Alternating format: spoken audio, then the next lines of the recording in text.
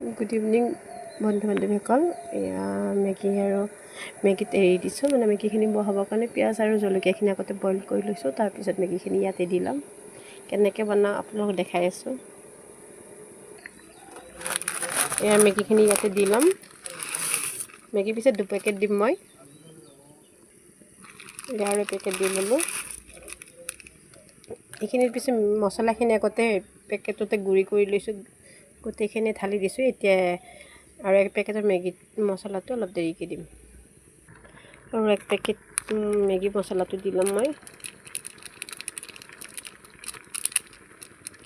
গতিকে জলকীয়া আৰু পিঁয়াজ দিছোঁ, সেইকাৰণে ভাবিলোঁ বইলেই বনাওঁ।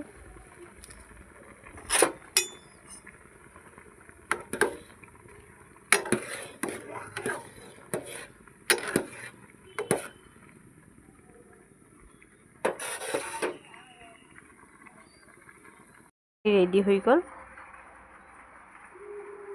আপোনালোকৰ পিছত সন্ধিয়া চাহ খালে নে খোৱা নাই জনাবচোন। মই যেতিকে মানে পিঁয়াজটো বেছি এনেকৈ সিজিব দিয়া নাই, মই হাফ বইল কৰি ৰাখিছোঁ পিঁয়াজখিনি। আপোনালোকে পিছত চাহ পানী খালে নে খোৱা নাই জনাব।